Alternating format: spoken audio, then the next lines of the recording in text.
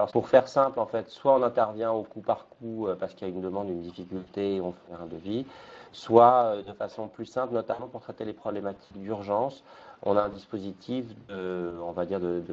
d'un abonnement à un certain nombre de sessions qui permet notamment de traiter les cas d'urgence, dont le principe est le suivant, c'est que, d'abord, on met au cœur de nos interventions les personnes en charge de la santé au travail ou des problèmes, on va dire, quand c'est des problèmes aigus comme ceux qui ont été exposés par Claude et Olivier, à savoir des RH et médecine du travail, qui sont au cœur de notre dispositif, de sorte que ce soit via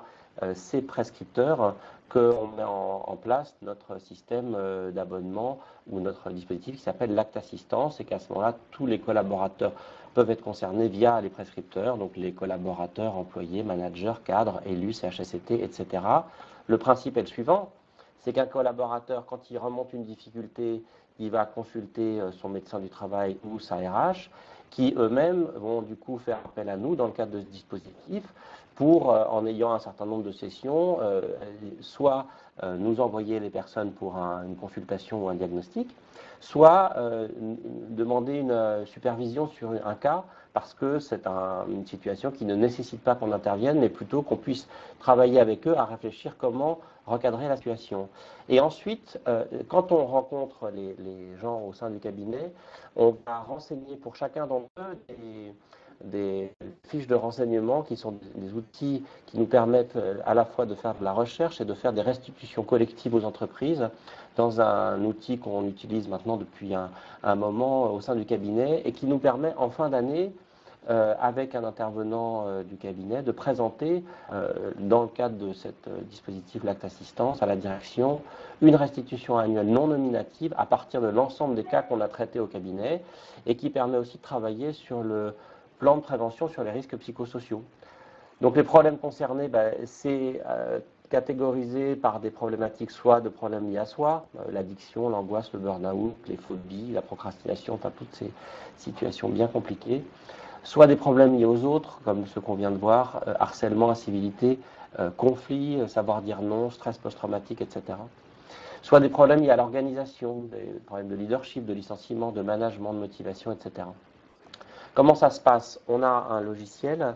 alors je le dis au passage, c'est un logiciel dans le cas de certains abonnements pour lesquels on peut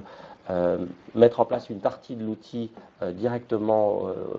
accessible aux entreprises qui souhaitent l'utiliser,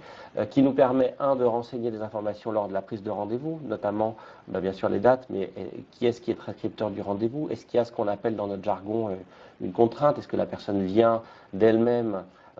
sur recommandation ou bien est-ce que vraiment le médecin ou le RH lui a demandé de venir sans quoi il y aura une contrainte? Et puis ensuite on renseigne toutes ces informations liées, est-ce que c'est un problème relationnel qui concerne le supérieur, les collègues, les RH,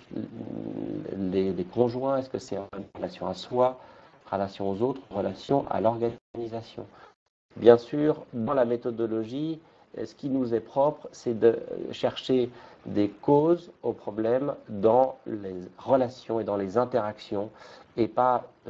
uniquement dans la question du temps de travail, ou etc., qui est une question qui vient pour nous dans les éléments d'explication du contexte. Et puis on va aussi s'interroger sur l'équité. Quand on l'a vu, est-ce que la personne, pour nous, la personne va mieux au troisième rendez-vous, quatrième rendez-vous? Est-ce que la personne dit qu'elle va mieux? Et enfin, on a même une question portant sur est-ce que selon la personne, le problème sur lequel on s'est entendu avec elle est résolu pour elle, oui ou non? Et puis ensuite, il y a des actions. Tout ça sont des exemples des questions. C'est un questionnaire un peu plus long qu'on renseigne à chaque rendez-vous, qui nous permet, en fin d'année,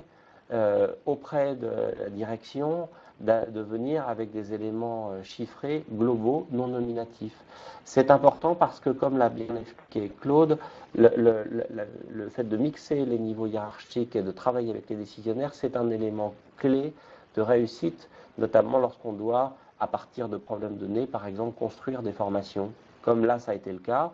non pas sur la gestion de conflits